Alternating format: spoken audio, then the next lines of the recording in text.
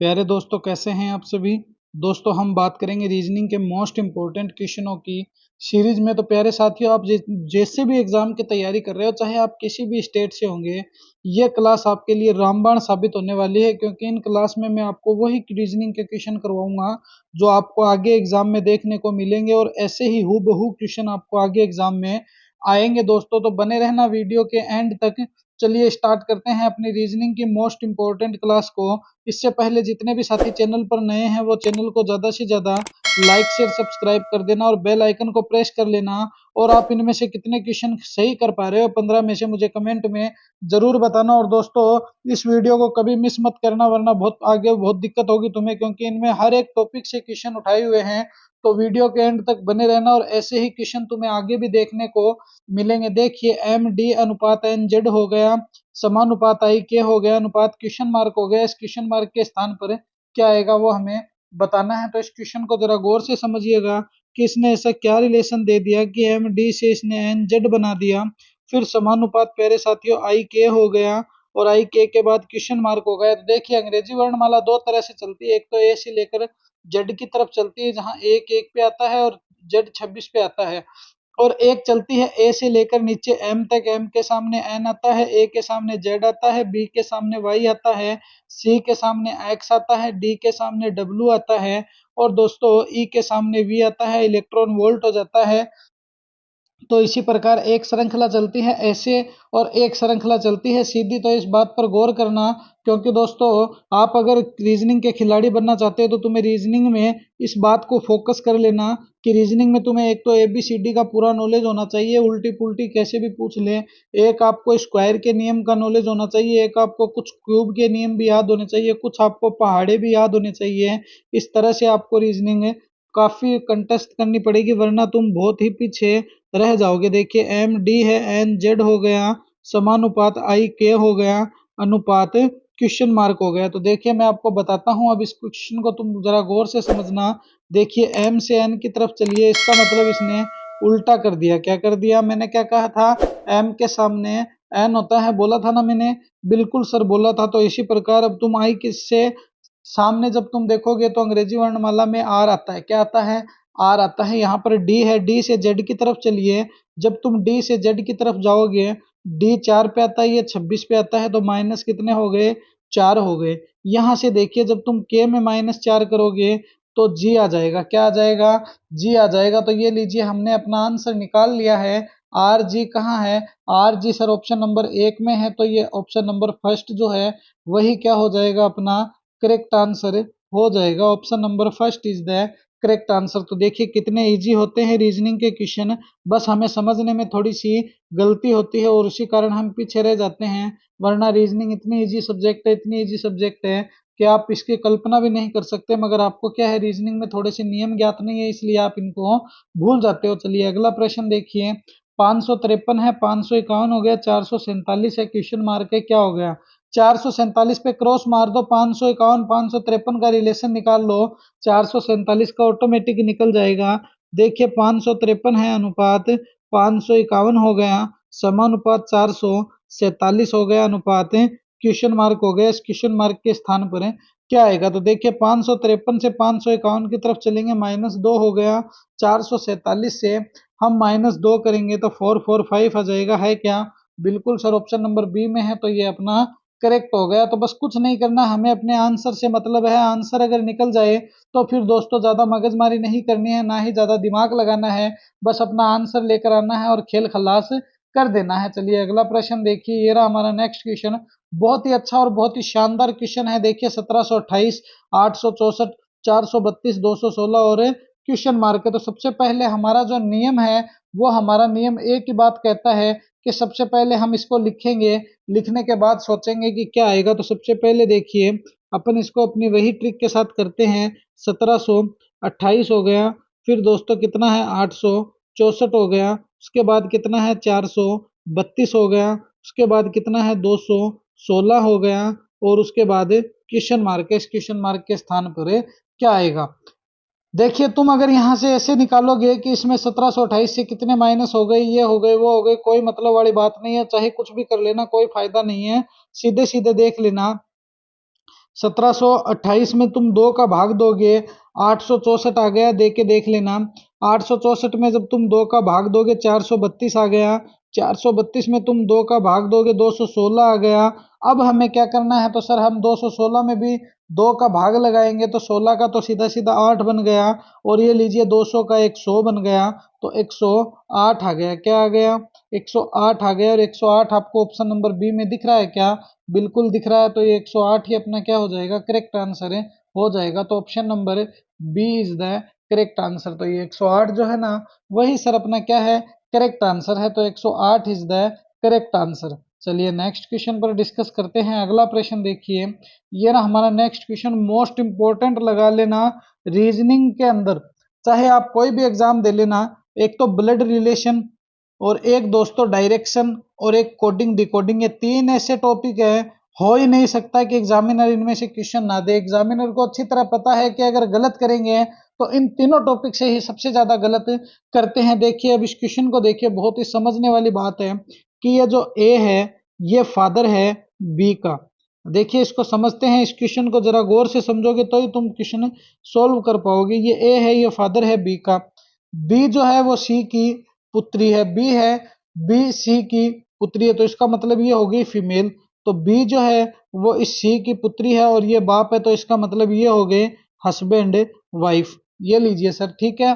D B का भाई है, इस बी का जो ब्रदर है वो है डी। यहां तक ठीक है। एन सी की बहन है, तो इस सी की बहन कौन है? एन है, तो ये हो गई सिस्टर।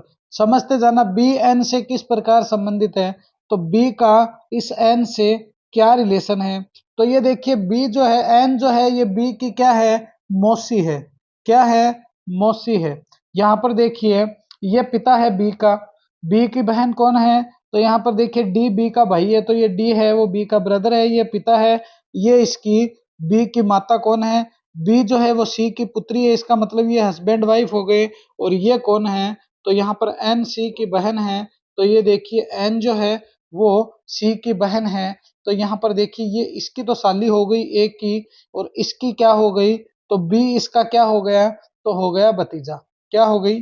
भतीजी। तो option number B is the correct answer. तो जब भी तुम्हें डायग्राम के क्वेश्चन मिल जाए, आपको ब्लड रिलेशन के क्वेश्चन मिल जाए, तो तुम्हें कुछ नहीं करना है। इस ब्लड रिलेशन के क्वेश्चनों में सिर्फ और सिर्फ तुम्हें ये करना है कि तुम इनमें डायग्राम बनाकर सोल्व करना कि कौन किसका भाई है, कौन किसकी पुत्री है, कौन किसका बाप है, कौन किसका चाचा है।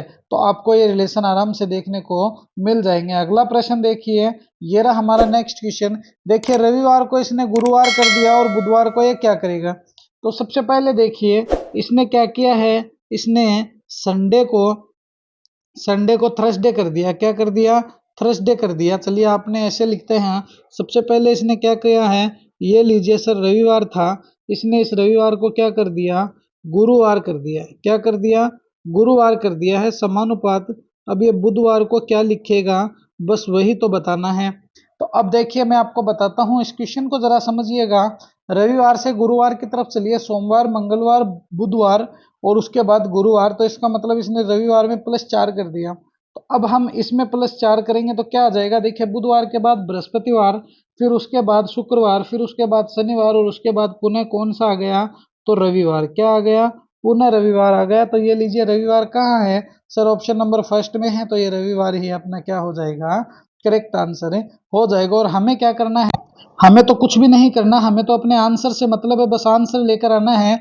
अगर हमारा आंसर निकल जाए तो फिर हमें कोई चीज़ से कोई परेशानी नहीं है, कोई चीज़ से कोई मतलब नहीं है, बस आंसर से मतलब है कि आंसर निकल गया तो जय राम जी की साह हम चलते हैं अपना क्वेश्चन सोल्व करके। तो बस इसी तरह तो रीजनिंग आराम से सोल्व कर सकते हो, और क्या है। चलिए अगले प्रश्न पर डिस्कस करते हैं। नेक्स्ट क्वेश्चन देखिए, चलिए ये रहा हमारा नेक्स्ट क्वेश्चन, बहुत ही अच्छा क्वेश्चन है। ADGJM, क्या है ये ADGJM?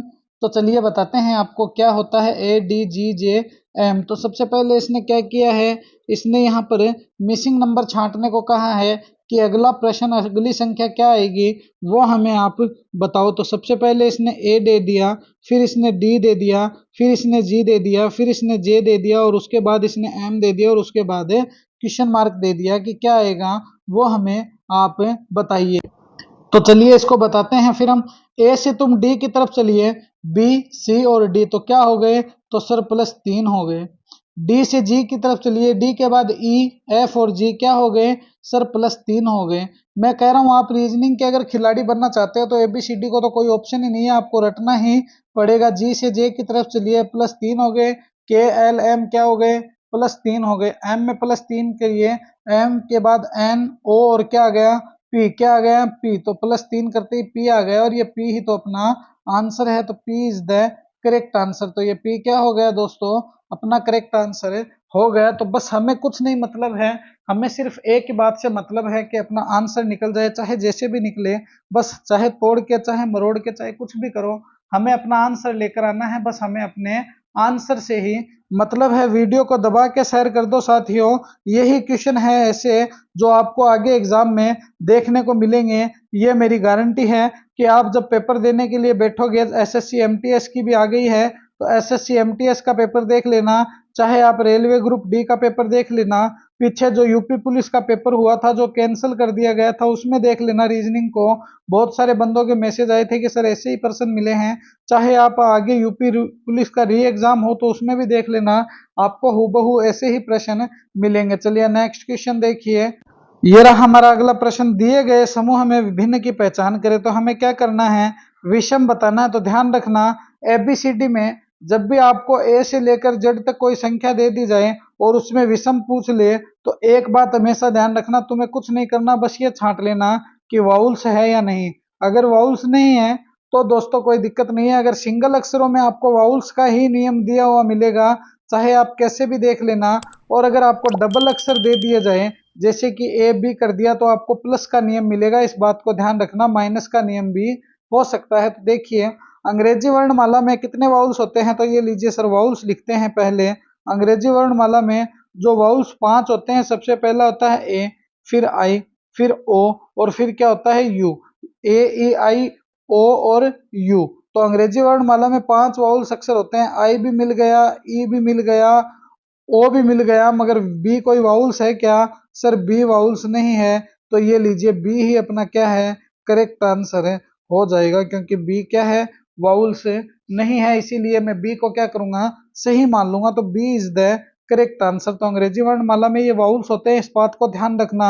आगे आपकी क्लास में जब आप एग्जाम देने के लिए बैठोगे तो आपको बहुत ही ये मोस्ट इंपॉर्टेंट और बहुत ही लाभदायक साबित होंगे, इस बात को ध्यान में रखना। चलिए नेक्स्ट क्वेश्चन देखिए। ये रहा हमारा नेक्स्ट क्वेश्चन, बहुत ही अच्छा क्वेश्चन है। इसमें भी हमें क्या करना है, इसमें भी हमें विषम बताना है। तो कोई परेशानी वाली बात नहीं, आराम से विषम बता सकते हैं। सबसे पहले देखिए 2 + 5 कितने हो गए, तो +2 हो गए।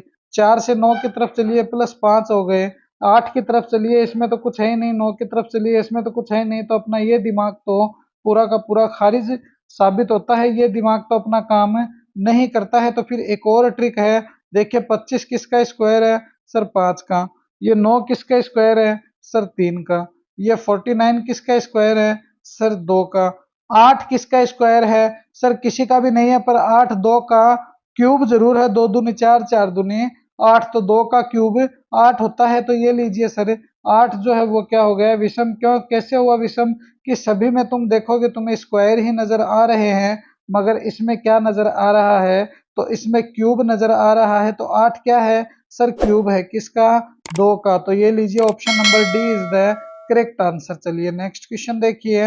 ये रहा हमारा नेक्स्ट क्वेश्चन, बहुत ही अच्छा क्वेश्चन है, बहुत ही शानदार क्वेश्चन है। बस थोड़ा सा गौर से समझना इस क्वेश्चन को, बहुत ही आसानी से हो जाएगा। देखिए ए बी से लंबा है, सी डी से लंबा है, लेकिन ई से छोटा है।